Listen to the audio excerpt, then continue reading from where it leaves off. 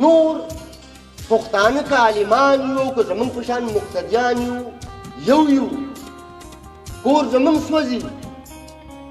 تاوان یې موږ ته دی په جنازو چتولو موږ او تاسو ستړي شو اقتصاد زمونږ او ستاسو تباه شو ما خو ونه لیدو چې د سایوان نه یو سړی راغلی دی او دلته پېښور کې دیره شوی دی یا په بله ضلع کې دیره شوی دی او چې دلته ووایي چې زه د پنجاب نه د بتخورۍ نه راوتښتېدم او دلته رالم خو لاړ شه سایوال ته لاړ شه خوشاب ته لاړ شه سیالکوټ ته لاړ شه پنډه اسلام آباد ته لاړ شه ګجرات او ګجراواله ته